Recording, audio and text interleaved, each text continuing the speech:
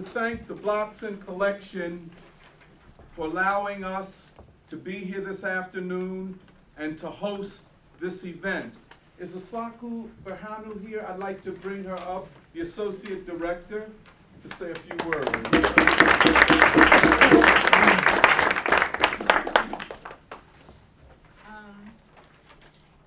Welcome to the Blockson Collection. We're excited that Sister Pam Africa is here and you're all here. And thank you for holding this important historic event at the Blockson Collection. The Blockson Collection was founded by Mr. Charles Blockson, a historian who has written several books on the history of African Americans in Pennsylvania. Mr. Blockson is an expert on the Underground Railroad. Again, he has written books and published several articles on the topic. Mr. Blockson retired in 2007, but he is curator emeritus and he is still involved with the Blockson Collection. He was actually here 2 days ago. Currently, the curator of the collection is Dr. Diane Turner. She is attending a conference, presenting a paper at Medgar Evers College in Brooklyn, New York. And on behalf of her and the staff at the Blockson Collection, Leslie Willis, our archivist, our graduate student, Clyde, and the rest of them. Again, welcome to the Blockson Collection.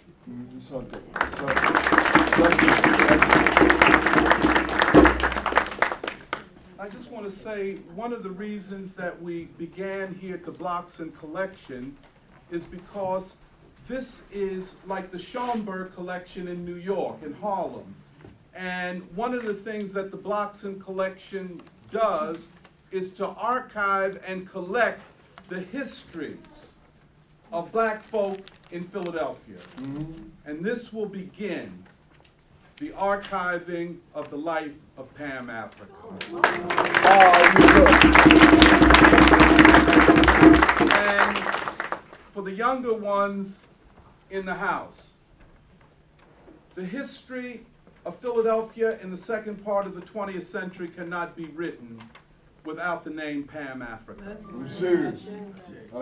When historians look on the period from the late 1970s, the confrontation of the police and move in Powelton Village, the marches for fair housing into South Philadelphia, when historians write about Mumia ABU-JAMAL and his struggle to win justice, when they write about the vicious and horrific bombing in 1985, when they write about the overturning of Mumia's death penalty and the international movement that took, historians will have to consider the name Pam Africa.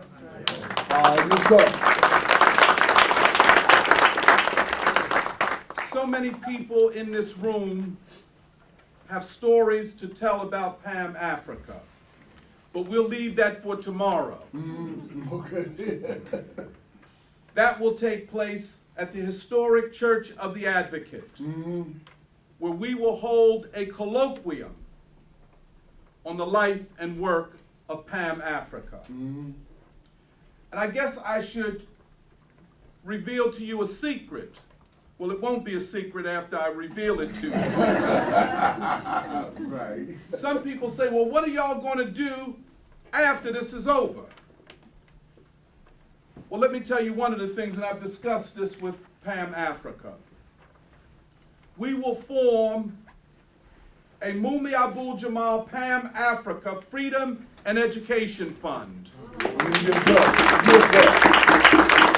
Yes, sir.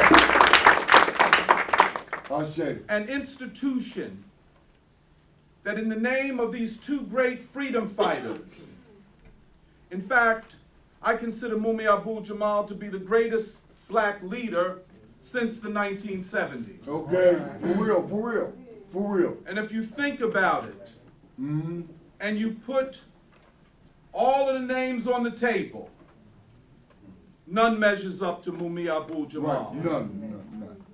He, like Nelson Mandela, has led from the penitentiary. Like Ho Chi Minh, like Fidel Castro, like Antonio Gramsci, like Amilcar Cabral.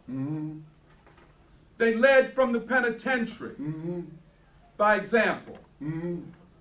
Now, one of the things this fund will do, we go more into it tomorrow, is to educate the community in Philadelphia, which in some ways is the least educated. Okay, for real, About Pam and about Mumia. And that is not because Philadelphia black folk or progressive white folk in Philadelphia are ignorant. It is because we have lived for the last almost 40 years under a horrific reign of terror. This has been a police state. The very fact that the Blockson Collection has allowed this to take place signifies the heroism of Charlie Blockson and Diane Turner and the other people who are continuing this work. The FOP and the political establishment and most of the religious establishment in this city have made the name of Mumia Abu-Jamal and Pam Africa a crime to be mentioned. You mention Mumia's name, you can lose your job. It's absurd. You mention Pam's name, you can lose your job. You go to preachers, some of the biggest preachers in this city, and you tell them, we're going down to Washington to protest for justice for Mumia Abu-Jamal. Well, we don't get involved in that. Go to certain trade union leaders here. We don't get involved in that. Well, what do you get involved in? Right, that's the question. You see what I'm saying? So we are carving out a space here at Temple University and here in the city of Philadelphia that's called freedom. That's called justice. And anybody that doesn't like it, they know where to come. Okay. Because ain't nobody running or hiding. Right. It's too late in the day for that. Right, too late today. After Trayvon Martin's brutal assassination, anybody that would run need to get out the way. Okay. Because the freedom fighters are coming forward now. Yes, sir. I'd like to read a tribute, if I might, Pam, to you. It's entitled Pam Africa, a Revolutionary Daughter of the Dust. It's about time Afro-America recognized Pam Africa as the great freedom fighter, organizer, and civil rights heroine that she is. No one has contributed more to the struggle to free Mumia Abu-Jamal than she, or worked more consistently and tireless than she. No one has more consistently rallied Mumia's supporters worldwide to his defense. Pam Africa, by all accounts, is a force to be dealt with, a person the ruling class and white supremacists cannot underestimate. As a strategist and tactician of struggle, she cannot be taken lightly. She is a modern-day civil rights icon, on the par with the likes of Fred Shuttlesworth and Ralph Abernathy, leaders of the Montgomery, Birmingham, and other civil rights campaigns in the South. As a fearless organizer, she is the equal of Diane Nash and Ella Baker of the Student Nonviolent Coordinating Committee, and Fannie Lou Hamer of the Mississippi Freedom Democratic Party. Her accomplishments in fierce battles against police repression, mass incarceration, and the death penalty are unsurpassed and in the heroic tradition of the Black Panther Party. Mm-hmm. Pam believed when others doubted that Mumia was innocent and that we could win his release from death row. She is convinced we will win his complete freedom. Mm-hmm. She stood up to Philadelphia's dreaded and fascist Fraternal Order of Police. She fought several of Philadelphia's mayors, district attorneys, especially the lethal and racist Lynn Abraham, Okay. Mm-hmm. called by the New York Times in 1995 the nation's most deadly DA, and continues to fight the house slave Seth Williams. She has fought at least 4 Pennsylvania governors. She fought, cajoled, and ultimately won over a good part of the Philadelphia black establishment. Pam brought moral critique upon black preachers because of their refusal to condemn the unjust imprisonment of Mumia as they preach what passed for the Christian doctrine of justice and the sanctity of life. In the course of fighting civil rights leaders and politicians, she redefined the civil rights struggle in the so-called post-civil rights era. She preceded by at least 2 decades Michelle Alexander's recognition of the racist prison industrial complex and the centrality of the death penalty to it. She faced off against that part of the white anti-death penalty movement who wanted to exclude Mumia from their campaigns and not acknowledge the death penalty's racist essence and its roots in slavery and the lynchings of black folk. Pam is a self-identified revolutionary, holding no regard, respect, or trust in the existing legal and governmental systems or bourgeois institutions, period. Right. She is a humble woman who seldom, when talking about the movement, uses I, but always refers to we. It's always what we have done or what Mumia said, never what I did or what I said. She fought several of Mumia's lawyers whose liberalism and belief in the system inhibited their capacity to fight for Mumia's freedom and to see the possibilities of connecting what goes on in the courts, what goes on in the streets. Right. Most black preachers, intellectuals, politicians, and civil rights leaders are invested in keeping leaders and fighters like Pam Africa unknown to the people and their contributions unrecognized. It seems that to recognize Pam is to draw attention to what they have not done. Okay. And in fact, For their real. ties to the establishments they claim to be fighting. The other thing is Pam Africa doesn't fit the image they have of an African American leader. She's not a Christian. She follows the teachings of her murdered and prophetic leader, John Africa. She believes in life, in all life. The other thing, she's a freedom fighter in a time when too many of us think we're free. Pam Africa's a mother, grandmother, and great-grandmother. While white media recognized and appointed black leaders' worldviews and strategies of struggles are based on the lesser of evils among white folk and the mantra of gradual reform and, as they say, get in where you fit in, Pam's worldview begins with the belief that evil is evil is evil, and that evil in all its forms has to be fought. Okay. They say she's not ready to come into the circles of leadership. She's just too radical, too outside the mainstream, too loud. She curses too much. She doesn't straighten her hair.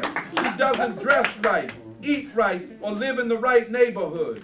She's not part of petty bourgeois and professional networks, clubs, and associations.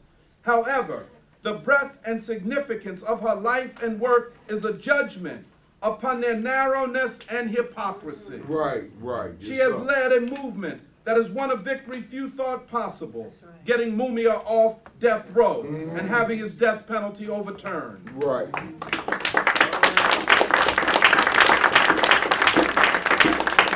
This legal victory would have been impossible without the movement and without Pam Africa herself. For real. Consider the tragic fate of Troy Anthony Davis and Shaka Sankofa, to name just 2 who were executed although they were innocent. Overturning Mumia's death penalty might be the signature civil rights victory in several decades. Right. However, the epic struggle to win its complete victory and overturn the system of mass incarceration continues, and Pam continues in the vanguard of this struggle. Right. She is a tribute to the black proletariat of North Philadelphia, where she and Mumia's roots are. Right. Mumia grew up and was socialized and experienced his rites of passage in that part of Philly called the original Tenderloin. And where her hatred of injustice was nourished. There's any old school brothers and sisters in here?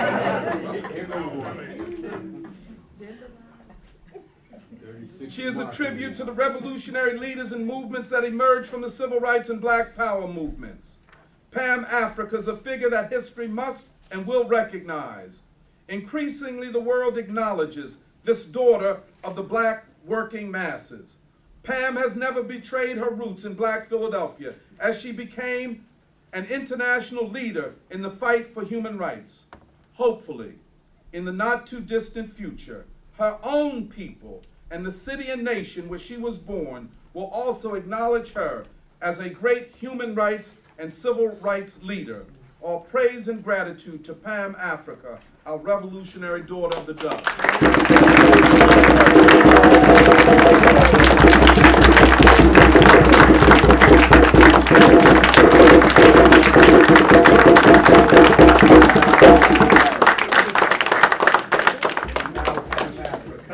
Wow!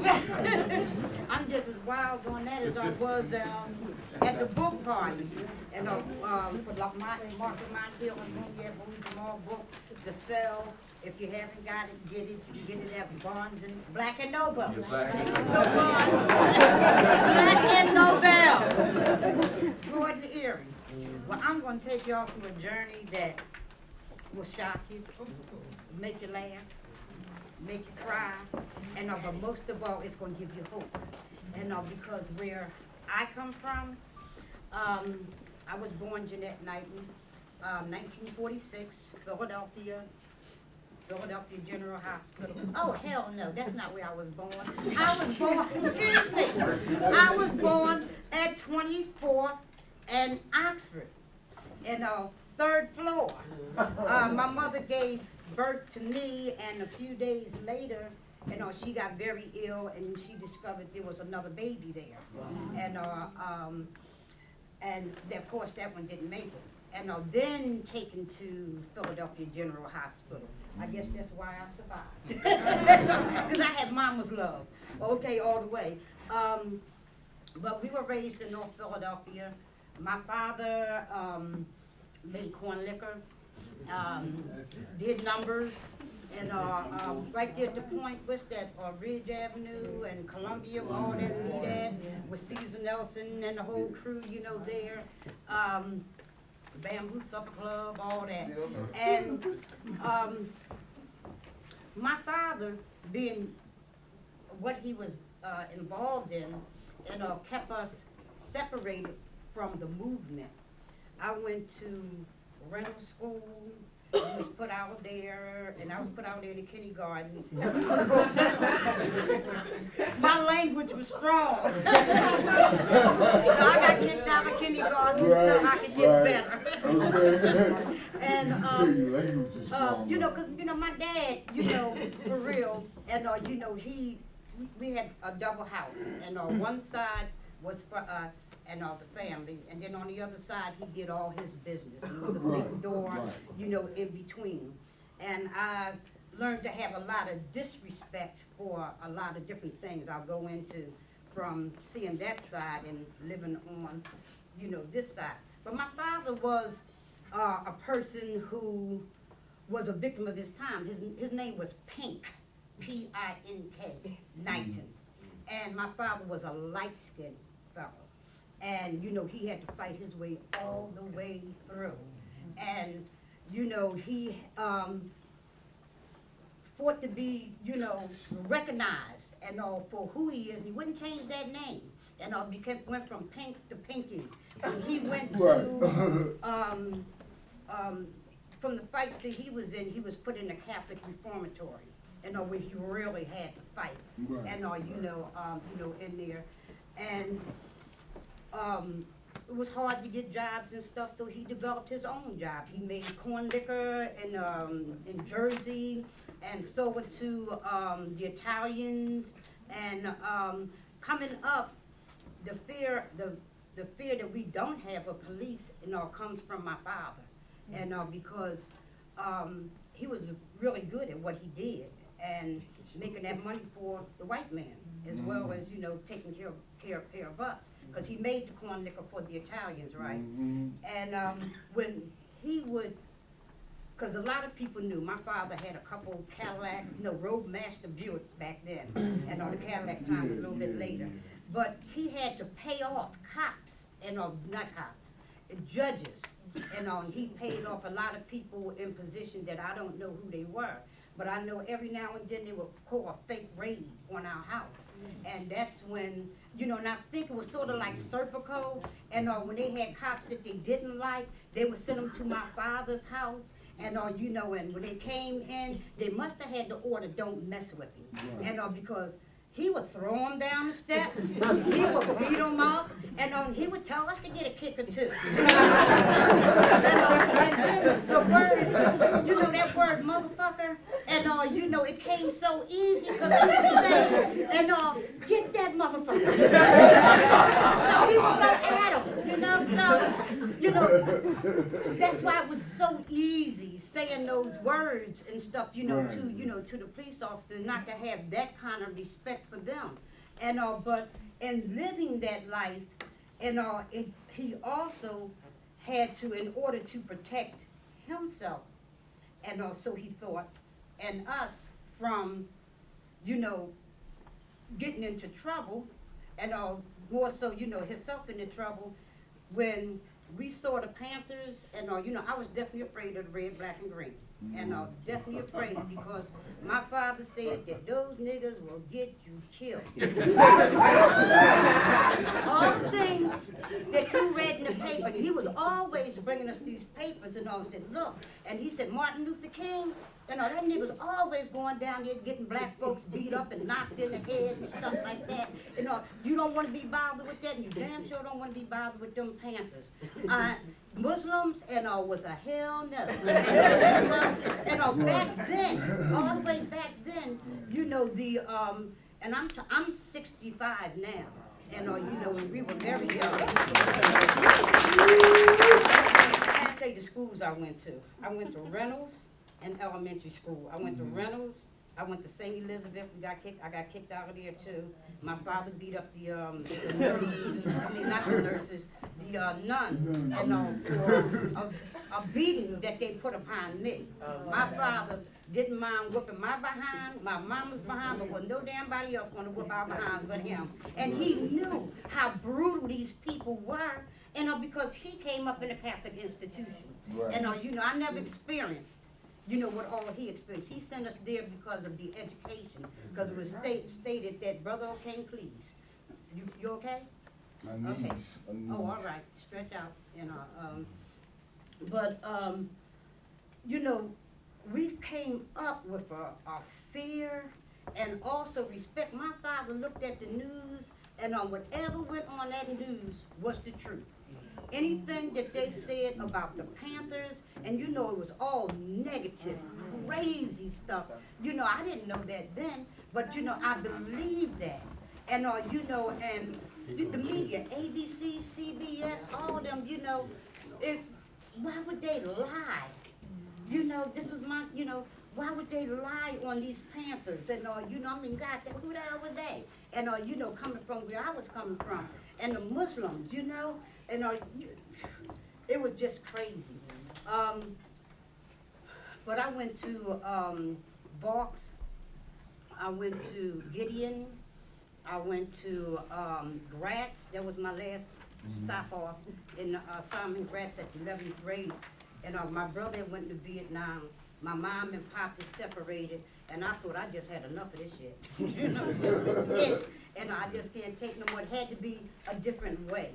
So I found my way to South Philadelphia. in fact, before I left here, I got my own place.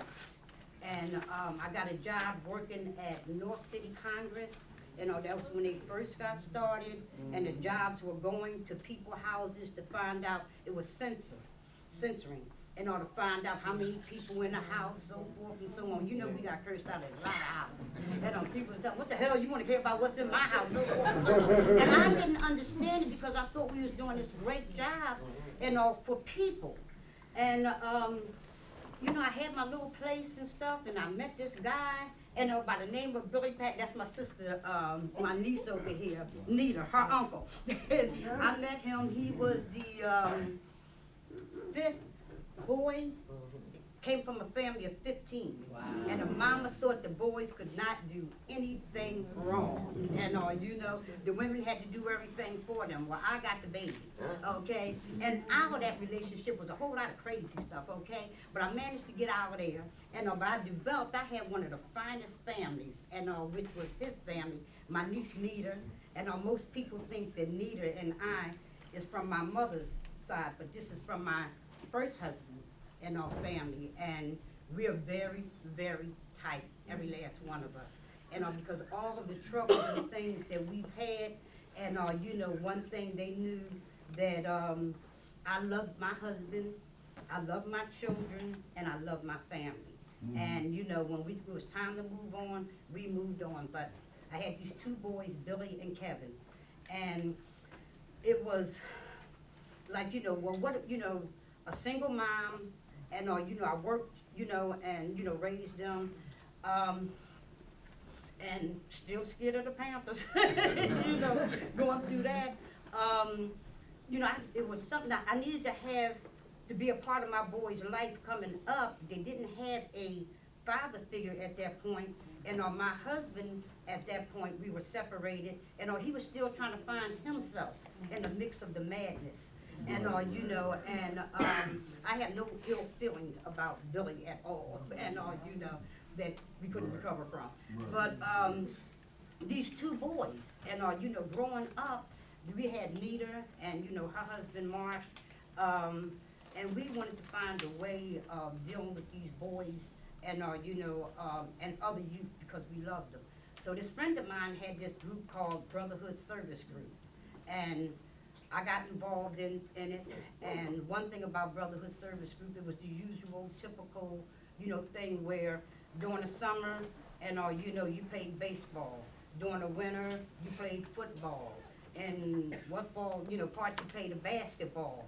And I remember reading the guidelines for, you know, what it is that we're supposed to be doing with these guys. You know, because I want more than my son to be dribbling some day on basketball or, you know, playing baseball, doing something. You know, what do you do after that?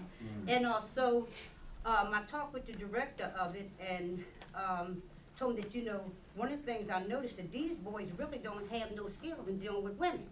And, you know, and they also don't have skills when they come out of school. What the hell are they going to do?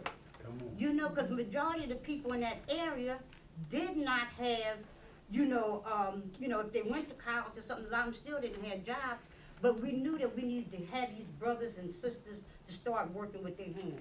And in order to respect women, you got to be in a situation where you have the guys and the girls together. Right. So me and Nita brought into the girls into Brotherhood Service Group. And we started classes with dancing, sewing, and you know, these guys, you know, they have got to learn how to, none of them didn't know how to do electrical work, they didn't know anything about plumbing, you know, and when you get older, that stuff costs money. True. To have someone come in and do your electrical work for you, to do your plumbing for you. So what we did, we went searching around to find a house. And also, and you know, everything we did, we interacted with the youth, right? When we would be, after we would have our little meetings, they would come over to Southwest Philadelphia, West Philadelphia, to Pearl Street where I lived there. And actually, was I on Pearl Street there? Yeah, and where, you know, we would sit and talk about things. So one of the things we was looking for was a house, and in going, looking for these housing, we discovered that there was a lot of empty houses around. And you know, and Right. we wanted someone. We heard that you can get them for $1. So what we did when in searching, we went down to the city managing director's office. That's my house. Right. My house I got from that whole process. Right, right. We went down to the city managing director and we started looking at these houses. And we noticed that Stephen Gerard had a lot of these houses. And I'm like, you know, well, who the hell was Stephen Gerard? Why did he have all of these houses in South Philadelphia? So we started, and Reverend Gallup, and he married my niece Nita. So we found out it was this empty house, right next to Reverend Gallup's. So we wanted to get it, and we come to find out that Reverend Gallup had put this sister out who had a family, and the house stayed vacant for years.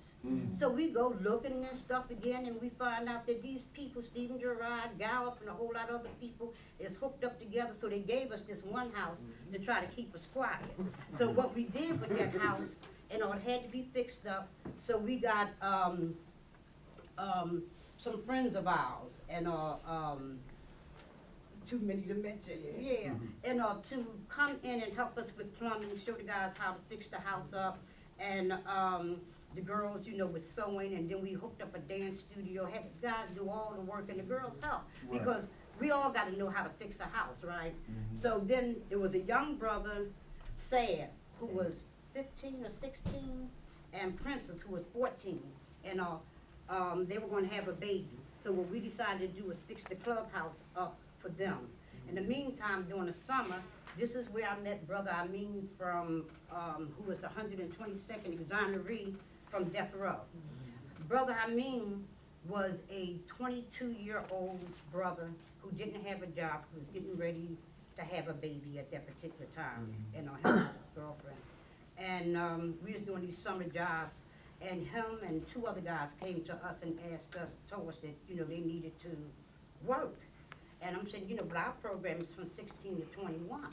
And he was like, but I need work. So, okay. And we did the paperwork and we hired them. And, you know, and I'll tell you about Brother Amin, you know, a little bit later. And, but, you know, we had one of the best working groups and committees. We attacked the people over at Anderson, at Marion Anderson, because they didn't have lights up there. I'm saying we went through them nicely about, you know, lights in the area and, you know, programs to be put into the school, into that area. They didn't take us seriously, so we formed a group. We went around and got mothers and sons and, you know, made youth understand that, you know, this place is here. And, you know, we need to utilize it. So we got some stuff, you know, put in there. And, but that summer, the program director, I was supposed to marry him too.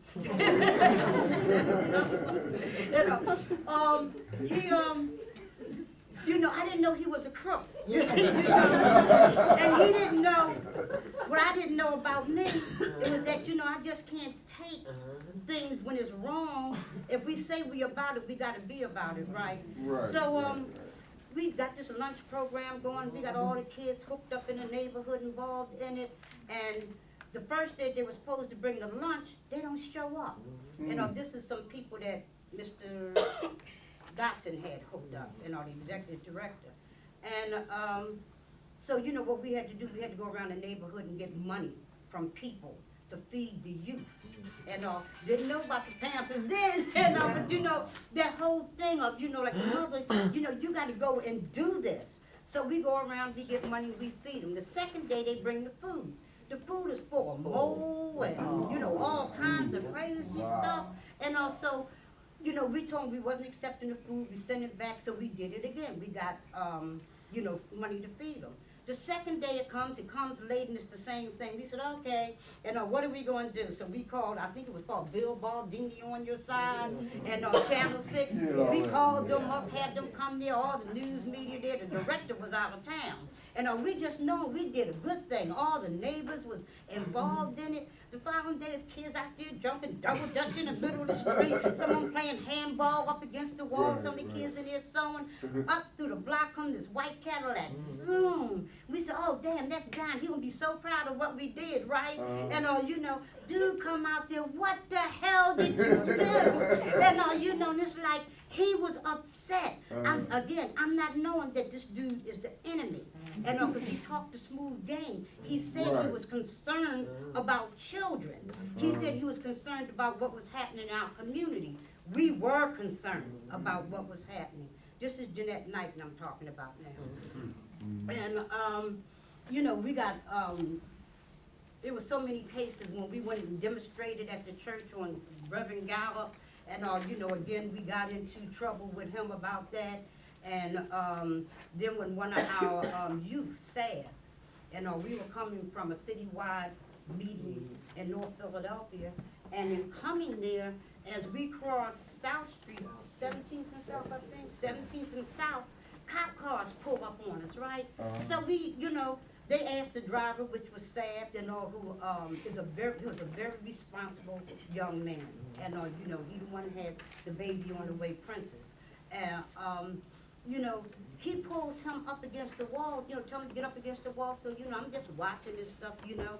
And plus, this was my blonde hair days. And, you know, and I really thought that, you know, this was during that time that I believed in wearing the red, white, and blue come May.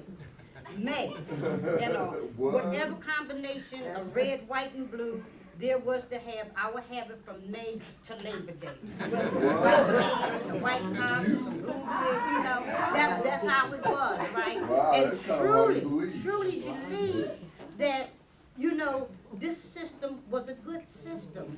And, you know, you had to stay away from Panthers and Muslims and, you know, all them troublemakers and stuff because, you know, we got to make this world right for our kids and keep them away from there.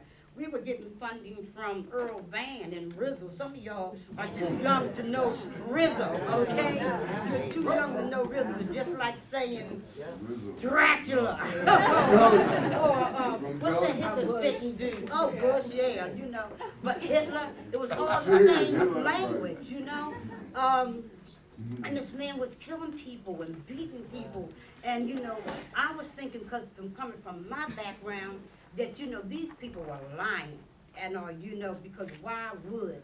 And, you know, they would say, you know, this guy got shot for no reason, that's bullshit. And, you know, people were saying in the media saying, you know, why would they lie? And, but here I am confronted with my first case of police brutality. And because when they threw Sab up against the wall, then dude was getting rough. And here come this America to the rescue. Excuse me, officer, what are you doing? That dude turned around and said, oh yeah, what's your badge number? You know, and I'm writing this down. Next thing I knew, he done hit me, right? And my first response is always to hit back. You know, it's not the fear of them. And also, when you get into it, of course, he got the better side. My little wig was twisted all around and stuff and all, you know. And next thing I know, I'm in jail. And, you know, and I'm fingerprinted. And, you know, and I'm accused of jumping this police officer and all the things, you know what I'm saying? But not me, you know, not me. I didn't do that. I'm innocent, right? And I'm still not believing in the rest of y'all. I know what I didn't do, you know? And Mamie Nichols, and it's a whole group of people from from Point Breeze, all of them, you know, came, you know, and they were saying, you know, well, look, we can really make something out of this case.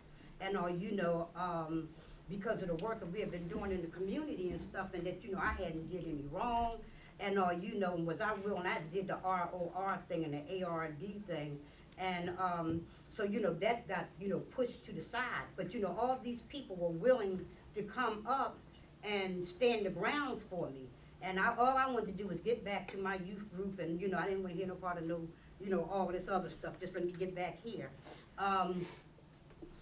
When we was on Pearl Street, and I remember Nita, and we moved over on Pearl Street, I remember Nita kept bringing this Tribune to me. You know, so she's, oh God, no. When I moved over on Pearl Street, before I moved over there, this brother took me over there to show me this house that he was gonna work on for me. When we turned into Pearl Street, I had never seen nothing like this before in my life. dude had hair coming out of here, hair coming out of here. These girls had muscles, and they was chopping wood and shit. And you know, the little kids, they had this little loincloth here, little red thing here, a little red thing here. And you know, when we turned the corner, they said, "Yo, slow down, can't you see his children?" And I'm like, what the fuck? What had you brought me into, right? So he go down there, he said, "That's some crazy people on the corner, that's move." And you know, they always causing problems. So I'm thinking, okay, we got some more of them Pam Africa kind of people, you know, around. Right, so I said, you know, well, how long they gonna be here? He said, you know, well, this house that I got for you, and this is the house that their leader lived in. I did not know, John Africa, right? This is a house that he lived in. And Jerry buying a whole lot of them, you know, people got them out of that house, and they were all on the corner house, right? And we moved in there, and we used to have parties. This was during the time that I was smoking a lot of joint, and a lot of joint, and you couldn't do liquor, and we were smoking a lot of joint, and we would be seeing them on the corner, and Nita kept saying, "Girl, there's something, just something about them people." I said, "I don't want to hear it." You know, whatever that man is telling them women that's chopping it out of wood, that's doing that scrub board, scrubbing them damn clothes, and don't know that this is 1970s. Where is your fucking washing machine? Where's your you know, and I'm saying, you know, and all them dogs up there, you know, come on, you know, cats, dogs, the whole works and all, you know, women, I'm telling them broads is paying 5-gallon things of water. They would be passing them around like this, and I'm taking them off the truck, passing them around, and then, you know, I'm saying, you know, well, what's with dudes? And you know, they standing over there, they got the babies around them, right? And I would see them, they had this, the car wash.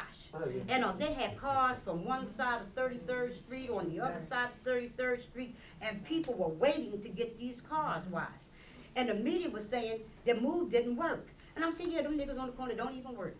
Well, you know, I'm saying, you know, they will make you see what it is that they want you to see. You will see them outside sweeping all the time, scrubbing them clothes. They said they're the most filthiest, nastiest people. And some saying, well, you see them in them damn wranglers and shit, the niggas don't even comb their hair. And, you know, so I'm not going along with what I see. I'm going along with what I'm told. And then, you know, that perception of, you know, that if you wear a 3-piece suit, and you know, that you're clean. And you know, and if you wear some Wranglers and your hair not combed, you something else. Okay. And you know, so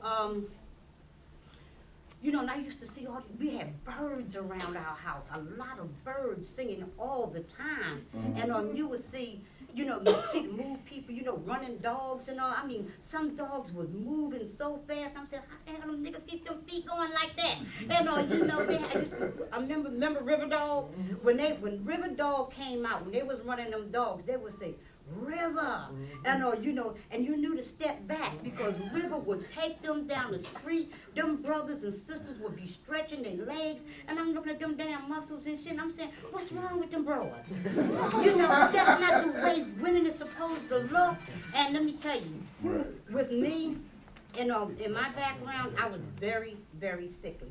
Every year I would get like a touch of pneumonia, the pleurisy, and stayed in the hospital. You know, I always had to go to a doctor to I couldn't bring the phlegm up out of me, and that came from diet and, you know, other stuff. And you know, and I'm standing there looking at them, you know, in the summertime, in the wintertime, they might have like sleeveless shirts on, you know, out there, you know, working and stuff, chopping wood and stuff, you know, and I'm saying, them fools don't even have sense enough to know it's fucking cold outside. And, you know, I would see the kids, and running down the street, and they'd be singing this little song, "If you want to eat, get up and move your feet. If you want to eat, get up and move your feet." And they clapping their hands, and they going down the street, and I'm standing there with a blanket around me at my damn door. I said, this is some disgusting shit. I said, those kids don't know it's cold outside. And I'm saying, you know, and then I'm looking at some of the women, they got sweaters on.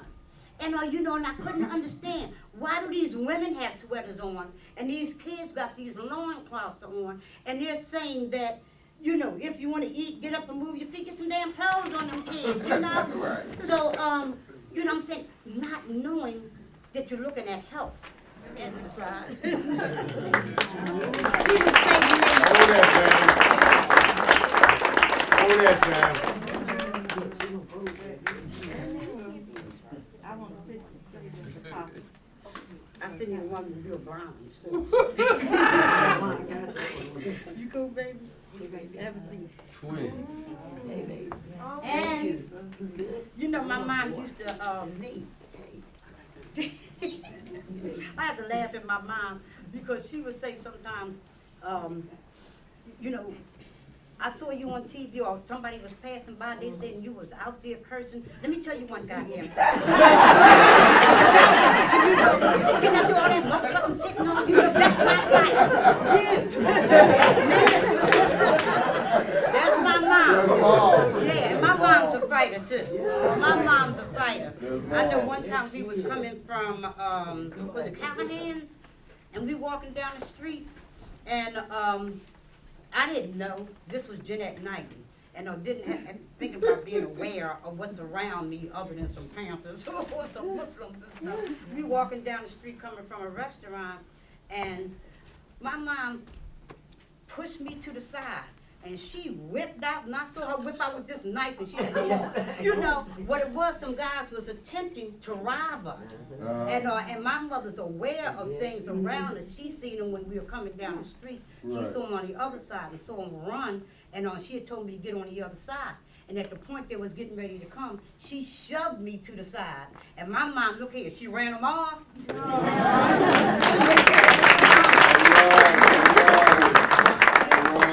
This is a surprise. This is really a surprise. Thank you. know everything. Some things. This was really great, and I'm just, you know, damn. Anyway, where was I at? Where was we at? Kids in the Right. You know, Run up on the door.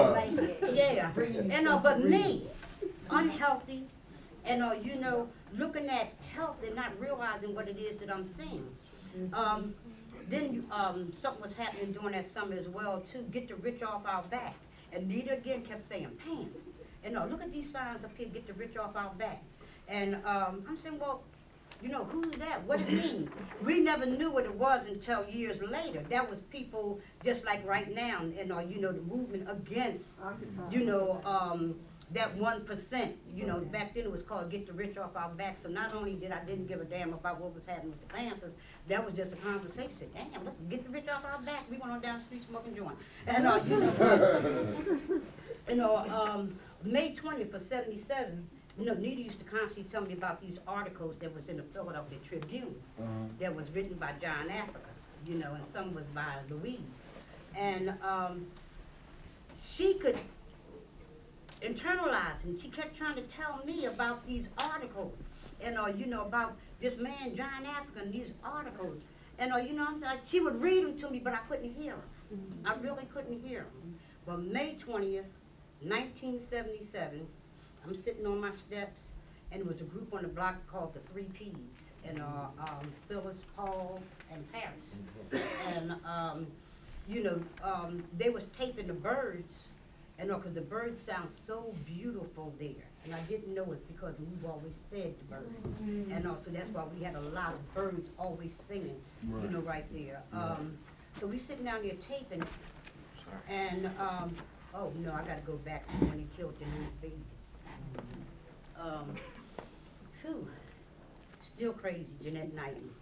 I was getting ready to go out to leave my house, going to a disco that night, and I happened to look out the block, and I could see cop cars coming this way, and they was coming this way, and I looked, I said, fucking people up on the corner and did some shit again. And because, you know, in between that time, and they were constantly in battle with the police, and you know, and then, you know, I remember them on the TV, they had this thing where they were demonstrating against the circus and the zoo, and Puppy Palace, and I'm, you know, like, damn, the circus, the zoo, thank you, Puppy Palace, why would these people be demonstrating? I love Puppy Palace. I used to walk by there on Market Street and see the little puppies in the cage, and see the birds, you know, and go in there and look at all the fish, you know, in the little tanks and stuff, swimming and stuff, you know, Puppy Palace, why? And, you know, then the zoo, I mean, you know, all of us kids love the zoo. And then, yeah, you know, I used to take my kids to the zoo all the time. I don't know how many people remember that jingle, about the zoo, and you come there, something about they happy to see you, and you know, blah, blah, blah, you know. And I believed in that song, you know, come on, let's go to the zoo. You know, we didn't live that far from there. And then the circus, all kids love circuses and all, you know, I didn't get to see as many as I wanted coming up, but you know, that was the thing. And these crazy ass people on this corner, you know, want to destroy that. And watching TV, Merv Griffin, one of the MOVE members, they came out with Eddie and put a handcuff on Merv Griffin. And I'm like, that's my show. You know, wait a minute, that's the nuts from the corner, what the hell are they doing? Right? And what had happened, it was a orangutan, a monkey or something that they had, and they had sedated or did something to and had him sitting there handcuffed the day before or something. And they were bringing a point. And of course, when you read it in the news, you never got the point. They said, move with his usual rhetoric. All you ever heard was, you move with his usual rhetoric, right? And and I never knew what the hell was a rhetoric, but it's that crazy shit that they do, right? So, May 20th of 77, we,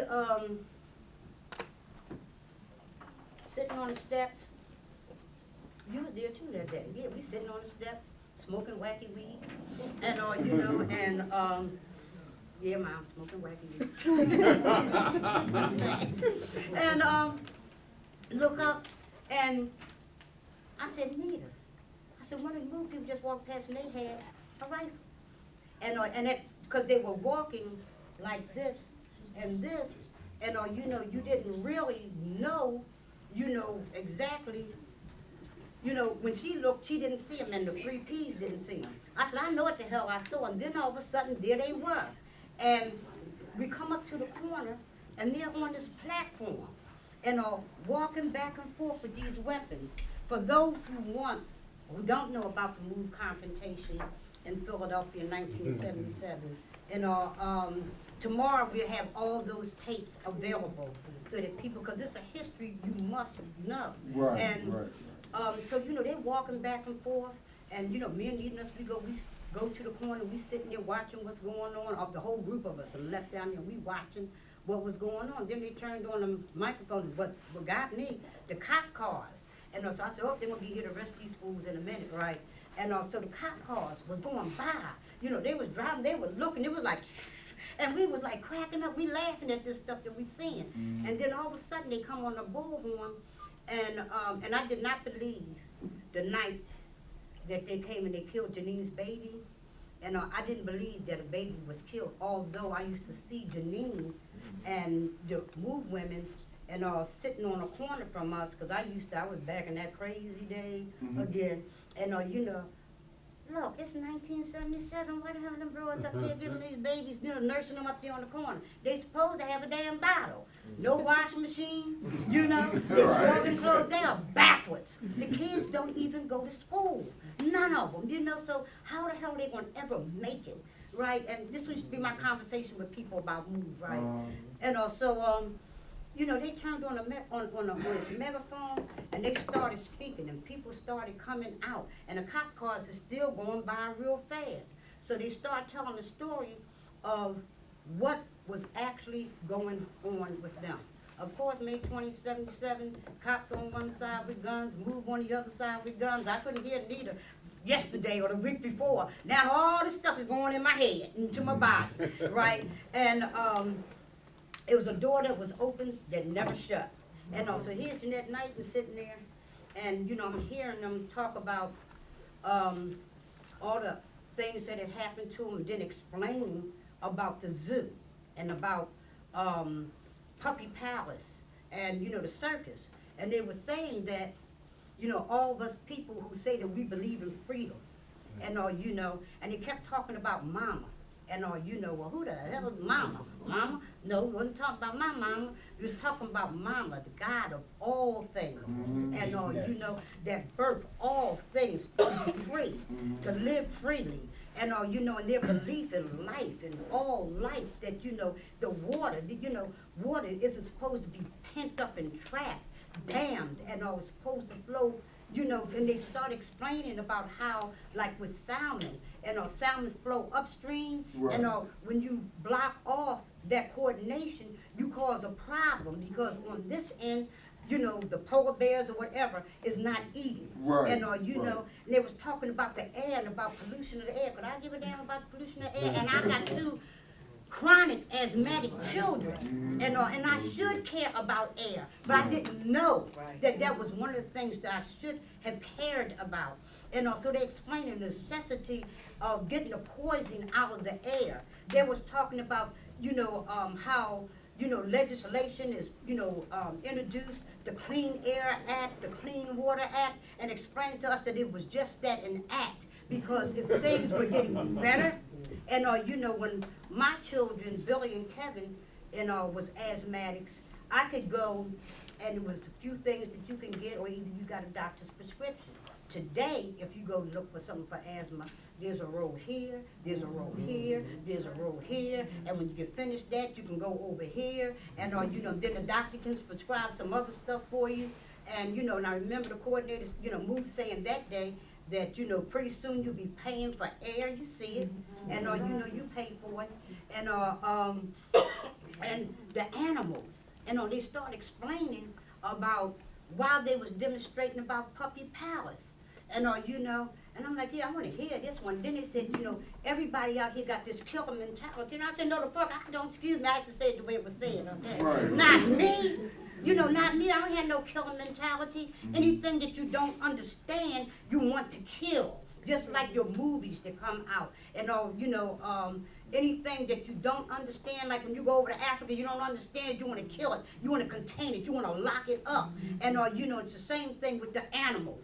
And you know, when you go in the Puppy Palace, you don't see a house, you know, where it's where there's beauty, where there's love, and you know, it's an illusion. Because when you see those babies, we would sit and talk about how we were separated from our parents, and during the coming from Africa over here on slave ships and things. When they got you, they wanted to see how bright your eyes was, how, you know, strong your teeth was, and did you have muscles? Could you produce good? And they explain, what are you seeing when you look at Puppy Palace? You see a puppy in a window on mesh in the sun, with the sun glaring down. Majority of the time there was no water there. And that baby who should have been with his mother, cuddled and loved, is now there. And you're looking in the window to find, oh, ain't it cute? And I think I'll buy this one. No regards for the mother. Where's the father? Where's the rest of the children? No regards for the fact that this baby is in the sun, in glaring sun. Have you ever sat in a place where there was sun glaring down on you? Have you ever thirsted at that particular time? Did your skin burn? And you know, can you imagine your baby being left like that? And there's no mother, you know, well, we do imagine, because we came from that. And you know, but that jail mentality, you know, every form of life in there was being prostituted, was raped and taken away from its mother. No form of life belonged locked up. No form. And I'm looking, I had cages with the fish, that killer mentality, because I would buy the fish and you know, and they look pretty, and oops, I forgot to feed them today, and you know, oops, I overfed them, scoop the fish out the thing, throw it in the what you call them, go get some more, you know, and had the fish that ate the other fish, go buy some, you know, what, you know, the madness that we're taught, the irresponsible, you know, we're irresponsible when it comes to life. So, you know, when Move was talking about that killer mentality, that's what they were talking about. Then when the zoo, okay, what's happening with the zoo, Move? And, you know, we seen them demonstrating, you know, against that. When the elephants and stuff was marching down the street, going down the street, you know, we would see them, you know, with those little sticks. I thought it was just to keep them in line. But everybody screamed and hollered when they tasered, what's that boy name, band name? Can we all get along? Rodney King. Yeah. You know, when they tasered him, and but these elephants, and they were tasing them as they went down the street. And it was explained to us that day, you know, and I'm hearing all this stuff, you know. And I'm gonna have to go back before I go there, because let me tell you how cold and unfeeling I was. When Attica happened, I remember looking at the paper and seeing the guys throw us with the raincoats on and stuff, and you know, and they had killed all them brothers and they had no feeling. I was wondering how many did they kill?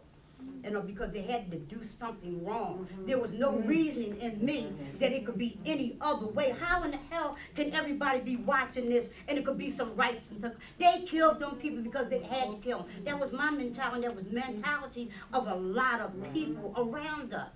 And you know, so, you know, I'm sitting there and I'm watching this stuff. When Kent State happened, when that girl was, you know, with her hands out like this here, again, what did, you know, now what did they do? They had to do something. You know, they wouldn't just kill white folks like that. Right. You know? Right. So I'm saying, you know, and then I flipped the page and went on about my business. When they killed Janine's baby, 3-week-old Life Africa, I said I was leaving, going to a disco that night. And in the paper the following day and on the news, they said 3-week-old Life Africa was killed. I said, that's bullshit. They lying ass motherfuckers on that goddamn phone. And you know, they need to spend, you know, why would, you know, cops come in there and kill their baby? Why? You know, they were all those cops. They had to be doing something there. Cops coming from this way, cops coming from that way. And they said that, because what the media said, they said that to get sympathy, and I was going right along with it. And on my block, where I lived at, right next to us was some communists. And you know, and there was a lady that lived across the street. She was my kind of woman because she was a redhead and she was black and I was black, but she was black. And had the red hair, and I had the blonde hair, and she wanted to be everything within the government, so she had to be my ace boom boom. She told me that them people on the corner, and stay away from them. Like my daddy told me, stay away from them Panthers. And she said, they will get you in trouble.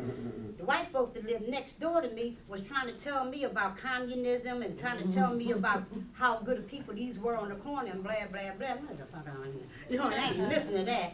And but Nita always had that ear. She said, well, you know, they said, I said, Nita, you know, don't want to hear that.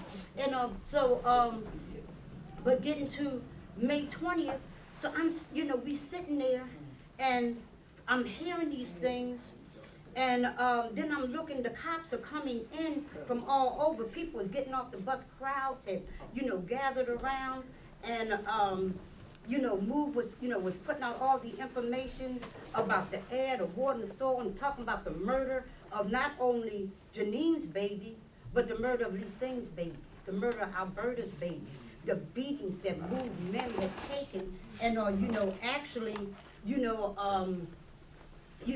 protesting for us about education at the board of miseducation at the board of education, and they demonstrated like no other, and you know, because you know, when they came raw, and because they knew at this particular time, and you know, for them like it is now for some of us, 30-something years later, and we don't have nothing to compromise. None. They were already there. They had been through the school thing. They had been through the vote and go. God, yes, I was a voter. Yes, indeed. And I voted. I voted. And I didn't give a damn who I voted for, no, but I needed to have that card to get around. You know, I didn't know nothing about Democrat or Republican. It didn't mean anything to me. All I needed was that card. Right. And you know, because a lot of times you can get different places, and it was a form of ID. Right. When they started talking about, you know, politicians and the things that they do and the miseducation of people, not only the miseducation of black folks, but the miseducation of people all the way across the board. Right. And how we all are suicidal because we know what is right and we'll continue to do what is wrong. We continue to compromise air for the pollution in the air. We don't want to fight it. And you know, we want to fight for anything other than what is the necessities of life. The food that comes out the ground. This is the things that Move was talking about, how they're polluting and destroying that. And you know, the air, the water, and you know, which it's a part that John Anthony said, where the water was familiar and clean, and they turned into a nightmare that, you know, was disastrous. You know, we can't drink the water, you know, and we keep hallucinating the air as we go to these health food stores and thinking that we're getting something, and when we're not. But you know, I'm hearing all this stuff for the first time, and it's just like internalizing, and then people are coming up to me, you know, not talk up to me, but they're talking around me, and they're talking about the goodness of Move. And I'm like, what? You know, what? You know, I live on Pearl Street. They were on the corner here, my house sat right there. And, you know, if you wanted to read anything favorable at that time, you pick up a Tribune, or you pick up whatever, some of the black newspapers at that particular time. The Scoop, some, you know, had, you know, mixed articles and all, but I couldn't read them, she did. And not that I couldn't read, it was not my time. So we sitting there, and the neighbors was talking about how move, and you know, when people gas was cut off, and they would make these stoves for them out of those galvanized tin cans, you know, those cans, and you know, fix that up, how they would be bringing them food, and a lot of times when you been hearing people clap, they would be raising money and feeding families in the neighborhood. And you don't hear this. And they kept saying this damn word, revolution. What the hell? What is revolution? And you know, this word was strange to me. Clap, clap, clap, clap. And they said, for the revolution and stuff, you know. And they was talking about the women and all, you know, how, you know, we can't, the women would say, you know, to me, nut shit. And you know, we ain't gonna let the brothers take our strength. And we gotta build out, you know, own strength. And I'm like, you know, shit, let that brother carry that damn water. You know, let them brothers run them dogs. They want to be running some dogs and stuff, you know. But I came from that, you know, Cinderella background, and where Prince Charming will come along and do the everything for you. And I don't know why at that age I was still believing in Cinderella and all that shit. I ain't never met, you know, that like that and was going. And but the people were coming more and more and more, and the police was coming. And after a while, Inspector Fensel told everybody, and to look at the people up on the platform.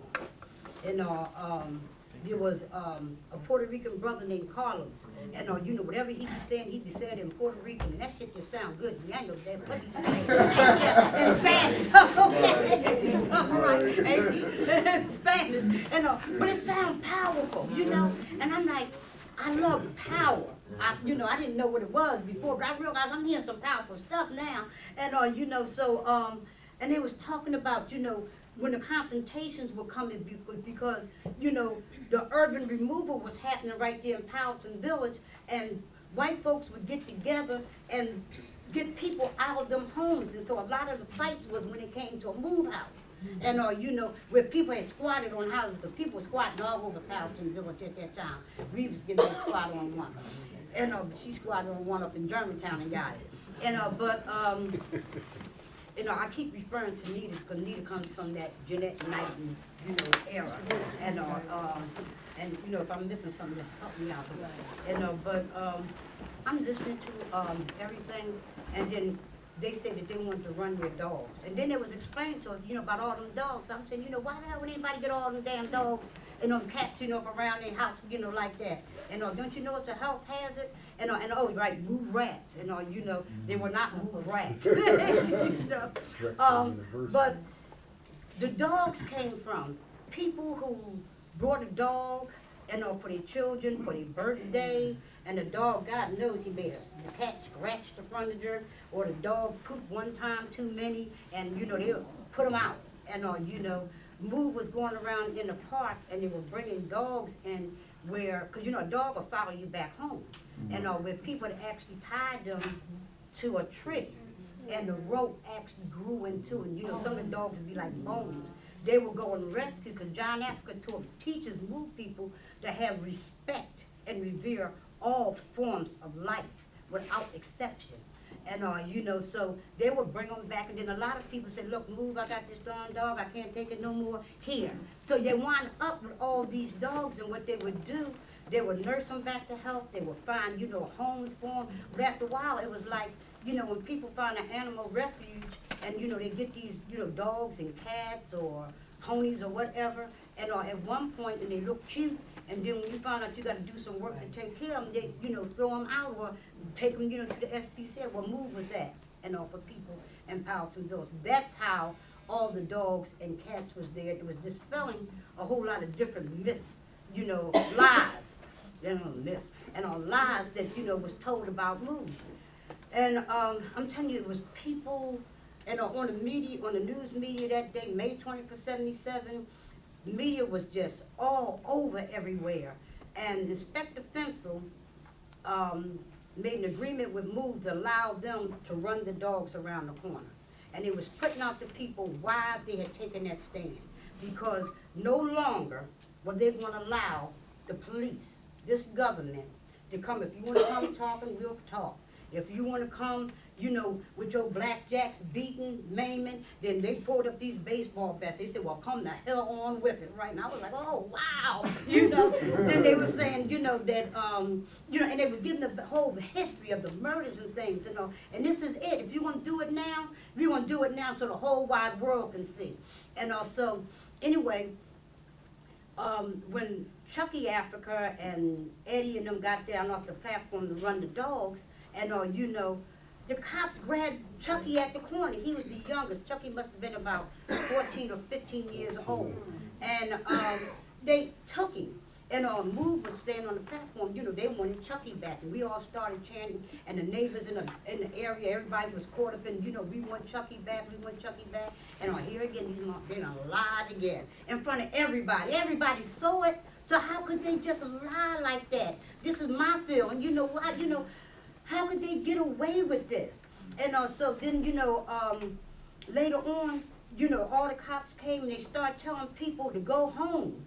And, you know, people say, we are home, you go home. And, you know, and then you have people in the community saying, yo, Move. You know, this is a cop right over here. This motherfucker here busted me, you know. So then, you know, you would expose them and they would get out. Then it was like these flower trucks that was on the corner. And if the people in the community would say the same thing. And Move kept saying this thing, M1, M1, you know, and they was telling the cops, they said, you know, this is our community. You know, MFers, here I go, MFers. Motherfuckers, you know, y'all are just like you were in Vietnam. And you know, you were surrounded then and you were surrounded now. And I'm looking around and it's like, whoa. And because, you know, you would see Move up on rooftops, you would see them in your back alleys and stuff. They was feeding life. And you know, you would see them somewhere everywhere. And you didn't know who was Move and who wasn't really. And because you seen, because I found out, you know, that day, and that, you know, you don't know what you're looking at. And you have the above ground chapter, which is the confrontational chapter. And you know, to confront the system, they were there. And anyway, I remember the cops looking around, looking all behind them, and they was definitely surrounded. So they told everybody we had to get off the corner. They started pushing people, and I remember running across the street and getting refuge in this house that was directly across from Move. And I got up on the second floor, and you can look right down on Move. And there was this elder gentleman there. You know, I'm up there with him, and he's telling me stories. He said, Dad, look at them children. Well, you know, we were all basically around the same age, you know, and like right now, it's 62, it's 65, and I look around and I see a lot of people. To me, I would say, my children, and but you grown. Okay, that's my friend, the witch doctor. But he would say, you know, them children, he was saying how good they were, and he knew them all by name, and you know, he remembered when Sue had her baby, he remembered Dee Dee and when she had her kids, and you know, he was talking about all the good stories, and you know, he said, you know, he was telling me about the night that they killed Janine's baby. And he said he was sitting there in the window, and he happened to look down the street. He saw the cop cars coming. Before them, he saw Move, and he said they was letting him out of jail. And he said, oh, no, Chuck Africa, you know, he liked Chucky's, you know, youthfulness, his wildness, you know. He said Chucky was there, and he said they let them all out. You know, they was getting off the bus, and people was coming to greet them, and then you seen the cop cars coming. He said you seen them have them on the corner, and they started talking. And he says, and then they just started beating them and, you know, clubbing them. He said he happened to turn around, look, he saw Janine, and coming out, she had the baby. And he was like, he said his heart dropped, he said, because he saw the cops come moving right over on her. And they grabbed Janine, and arms, the baby fell down to the ground, and you know, the cop kicked the baby while it's down. Janine, you know, grabbed her baby, who, you know, he said it had to be dead. And ran into the house. So, you know, I'm sitting there like, oh, shit.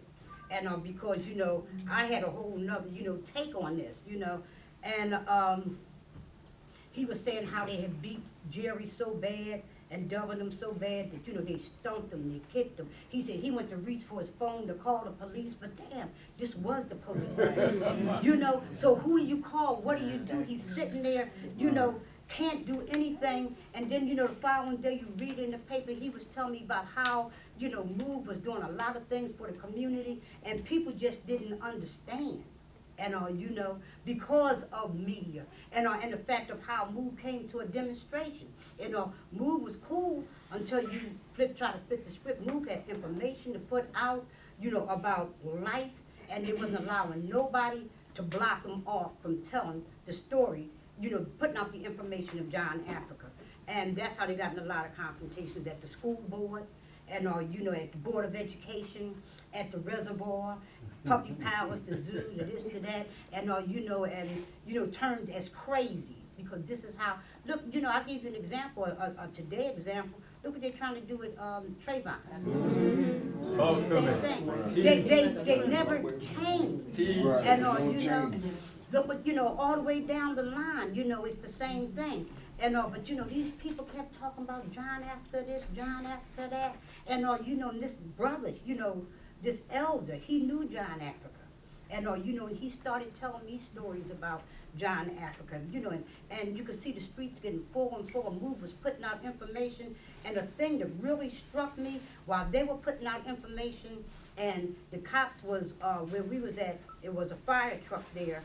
And what do you call it, the cherry picker, when they go all the way up? And the cop had his head, you know, aiming at the children, all the way on the rooftops, you know, all around there, and the information is just coming through. I'm hearing everything that they're saying. I'm hearing everything that this man is saying to me. Mr. Wallace. Mr. Wallace, yes, no.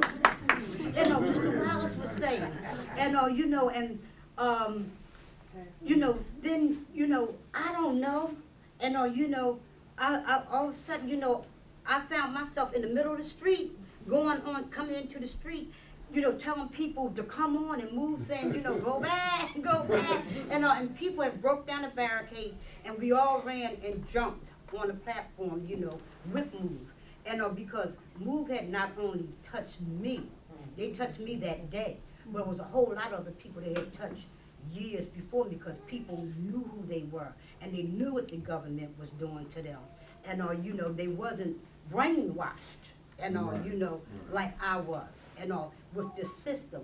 And that night, you know, the people just broke down. I mean, you know, when I say people, black people, white people, lawyers, doctors, it was some of everybody that lived right there in Powelton Village. Drexel was on one side of the street.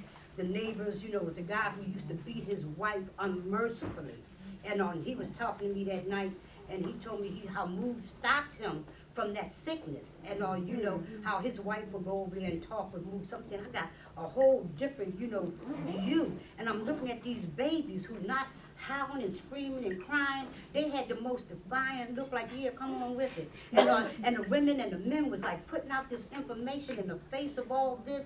And then here I come, you know, they just, you know, John Africa's spirit, MOVE spirit, whatever it was, blam, right into the middle of the street, telling people, come on.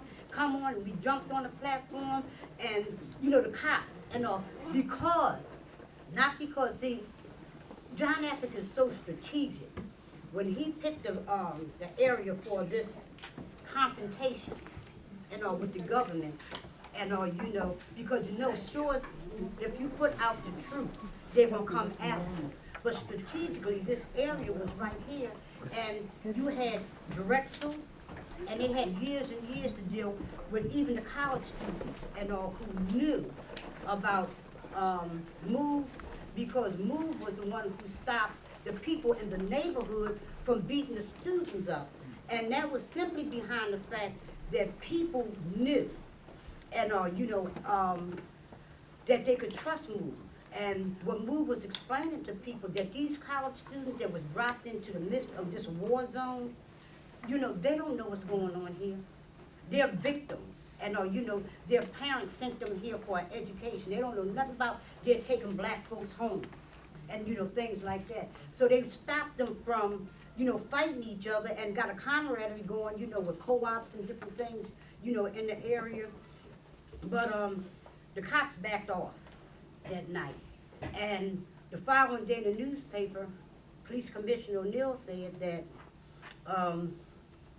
rhetoric doesn't disturb us. MOVE had the right to bear arms on their own property.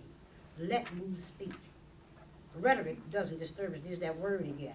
And but what they were saying, MOVE was in their rights to stand there and defend themselves. They had the right to bear arms on their own property. Well, people was rallying and everybody was feeling all good about what was happening. Then the following day, and here they came up with arrest warrants, or 2 days later that they was going to arrest MOVE and for a riot. There was no riot there. You know, no riot. Just, you know, all the crap that they, you know, write up. Again, people, you know, came in and, you know, MOVE was, you know, actually, I found out later, because I thought that I was coming to be one of the people that was coming to save MOVE, when I found out that I was saved. I was saved. And, you know, because all that bull that I learned, that I knew before, and from that night on was being washed out my brain. And I was seeing something different. I didn't come on to be a revolutionary. I didn't come on to be a supporter of MOVE. I came out as a woman who saw something that happened on the corner and it was wrong, and I wanted to tell people that, you know, what Police Commissioner O'Neill said was right. And you know, MOVE hadn't did anything. MOVE had the right to do that, and I thought, like a lot of other people thought, that you had the right to do that. And but I found out that I got beat up, locked up, thrown in jail, thrown out of jail, all for telling the truth. And, you know, MOVE was giving me that strength, you know, because anytime you can stand off against the government the way MOVE did, and this belief that they had in this man, John Africa, to put him in a position like that, and I still wasn't there, you know, but I didn't realize the guy I was going to marry, he told me, he said, you're going to be a MOVE member. I said, get the hell out of here. All I'm doing is this. He said, you're listening to him. And he says, don't.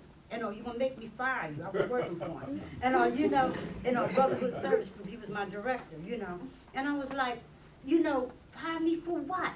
Because what was happening, my youth groups were coming up there, and we would be taking pictures in front of the platform, and they were hearing, and they were going back teaching in their community. We were bringing more youth up, so I got fired, and you know, and you know, just so many things happening to us because we were finding out, and with the lie was being erased from our head and being replaced with the truth. And not only was it that, and but you had to back up to stand up and deal with the situation. And I was mothered by MOVE. And mom, two different things. I was, you know, because that's my mom, she's my mother. And but I was mothered. And my mom and us come from the same place. And you know, we believed in, you know, at that point, we believed in the system. And thinking that what we see on TV is right. Have a conversation with some people, and my mom friends, Fox 29, they see nothing wrong with Fox 29. And do people in here know what's wrong with Fox 29? Racist network. Racist. And you know, but we don't, you know, they don't know, like I didn't know. And you know, and nothing has actually changed, and except that they're putting more and more people to sleep. And what John Africa have us doing, see, this is not a tribute to Pam Africa. This is a tribute to John Africa. And what John Africa has done for me, and you know, and my children, and all my friends who was touched by it. And that strength, that commitment to fight. And I remember when I was locked up, and the first time I got locked up, and when I went up to the prison, and MOVE people was down there in the bend. I never had to bend over or any of that stuff, you know, because MOVE had set the groundwork before I got there. And you know, and people, and what people see and like in me, I got from MOVE. And my niece right there who knew me from back then, and know that it came from MOVE, it came from John Africa. You know, the 1977, the blockade, you know how many people are familiar with when Rizzo put a blockade around MOVE? And that blockade, they said they was putting a blockade around MOVE because they did not want MOVE to escape. Right. Move said, we not going no damn where, we home. If Okay. you want, you know, the only way you gotta drag us out of here. But what was happening by them putting that false, because Move had the guns out one day. But every day you turned the news on, there was Move with the weapons, and people were getting off the bus, coming here to see, and they, for the first time, it was one-on-one with Move.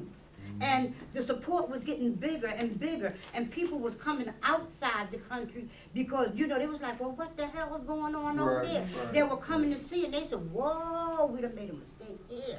And we done opened Pandora's box here. Right. And we got to block Move in, and you know, and block the people out. Right, And right. I never forget them saying that, you know, righteousness will never betray Move as long as you continue to do what's right and follow the, you know, the direction of the coordinator. And it was right to take that stand. And, you know, they were saying when Move said, when John Africa would say, you know, when you needed numbers, and the numbers will always be there. And I'm telling you, I've seen it through the years in some of the most unbelievable, you know, situations. And like that night, and all those people that, you know, took their lives on the line because, I mean, Kent State did happen.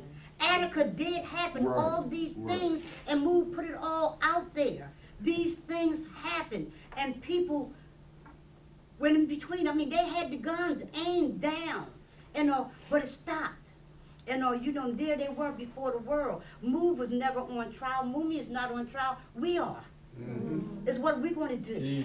Right, What are we right. going to do about what it is that we see? Right. You know, that night, Jeanette Knightton, and you know, may she rest in peace. You know, Pam Africa.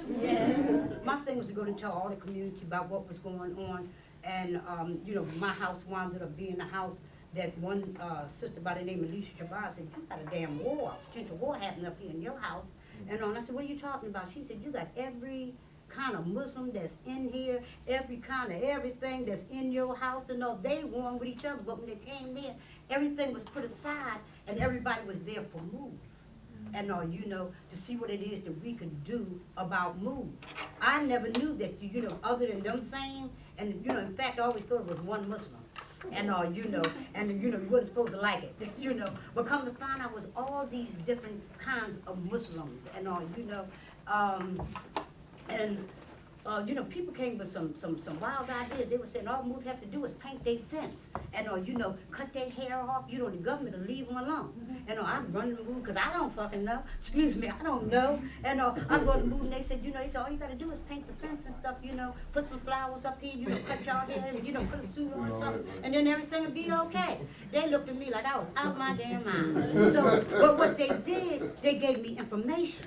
Because they knew I didn't know. They knew I was a fool. You know, they knew that.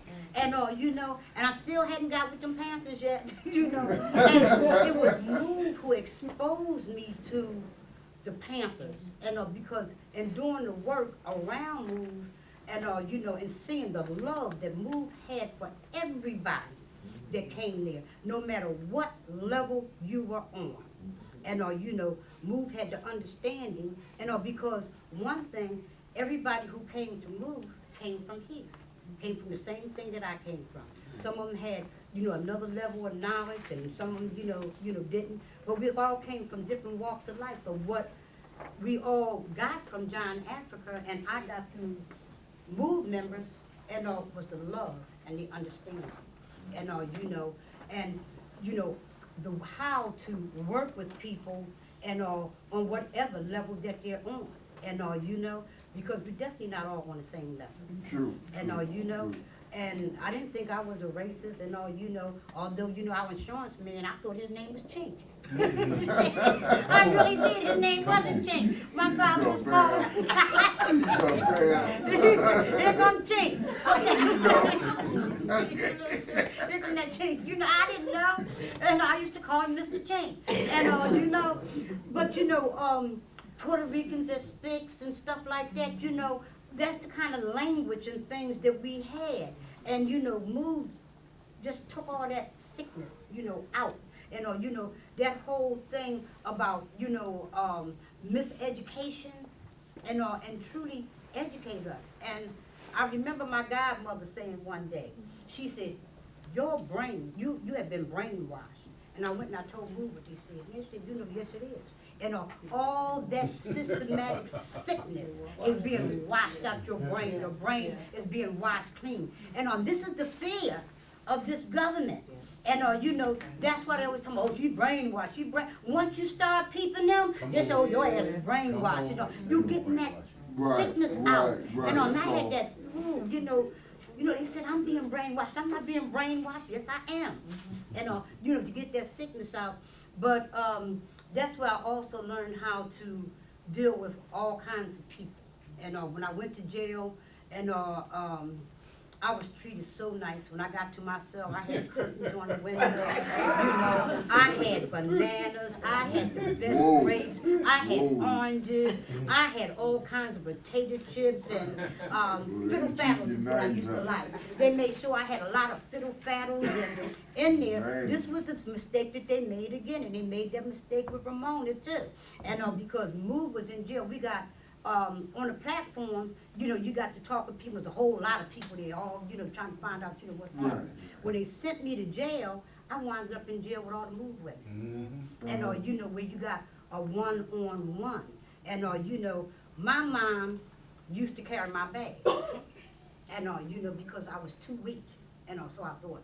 And, you know, because I was very sickly.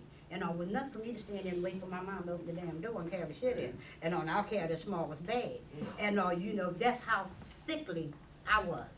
And you know, running. And I had been in a car accident too. And my foot was, remember the car accident of mine where my knee was shattered? And they performed several operations on me. They had really messed me up real bad. And my foot was about this far off the ground. And he was talking about making a shoe with one of those lips on it, and that confrontation happened on a corner. And I'm telling you, look at the car. I was like, you know, the car got to be here. Open the door, let me in, take me where I'm going, let me get out. You know, at that point.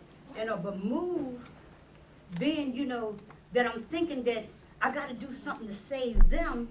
And you know, I remember, people would see tears coming down my face. Because my leg was hurting so bad, but it had to go beyond that. And, you know, beyond the hurting of the leg, and to do what it is that I had to do. I didn't know that I was getting stronger and stronger. This was the first winter that I was out in the street. This was one of the coldest winters. I'm having snowball fights. We're going and shoveling people, you know, sidewalks, because that's what Move used to do, and they could no longer do it. We was running around dragging Christmas trees, you know, to move, and wood and stuff, and I don't remember when my leg hit the ground. But you know, walking from my home to City Hall, walking from my home over to 16th Street where my sister lived at, where my niece lived at, she's like a sister. And you know, and all of a sudden I'm running, and guess what else? And I got muscles. You know, I got muscles in my legs, you know, and I'm running, you know, and you know, I remember them saying, you know, about that strength that you had to have. And it feel good being healthy. It feel good being strong. And you know, but what Move was telling us too, that you know, a lot of people have muscles. A lot of people can run. A lot of people can eat raw food. And but until you get this right, you ain't doing nothing. You know, you're doing something, but you know, it all gotta work together. It's one thing, right? And that winter, there was no colds. And I'm out there in blizzards in the snow, and with Abdul, and you know, all of us were, you know, shoveling snows and things. And I'm beginning to meet people, and you know, I'm beginning to meet some Panthers. Oh, all right, you know, they ain't bad, you know. I'm getting to meet some Muslims, and my best friend turned out to be a sister by the name of Elisha Bashabaz, and she's passed now, and but she was such a wonderful person. Then I'm meeting, you know, communists. And David Richardson, and you know, I'm meeting him. I'll never forget, I had this fear of, and I didn't realize I had this fear, because I was allowed to do radio programs. I was going on radio programs, and I used to be so scared. People didn't know. I used to be so scared going on those programs that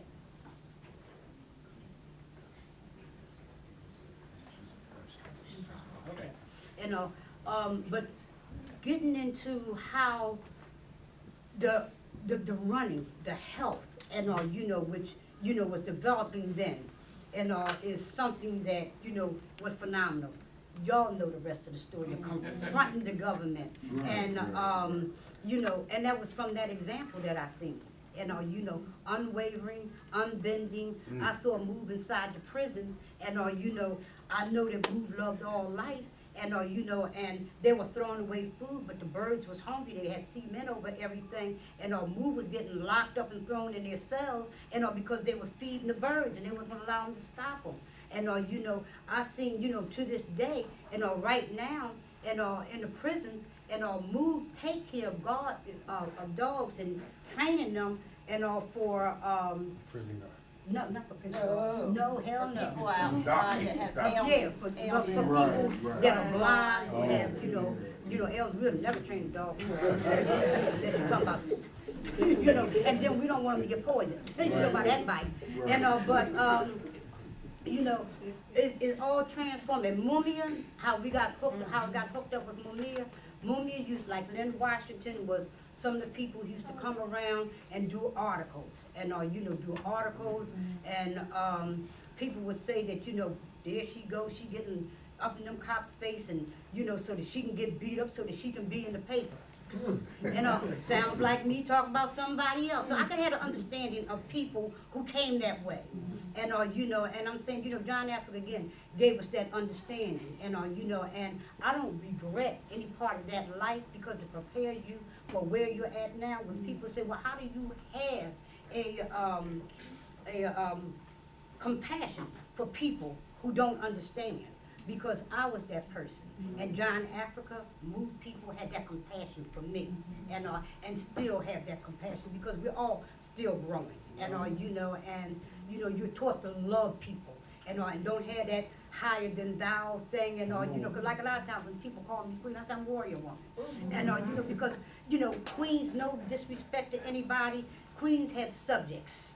They have people under them. And John Africa teaches we all on one level. And you know, there's no one above you, no one under you. And as long as you have that concept, everything will be, you know, even. And you know, so I'm warrior woman. I'm Pam Africa. Yeah. Minister All right. of Confrontation. Yeah.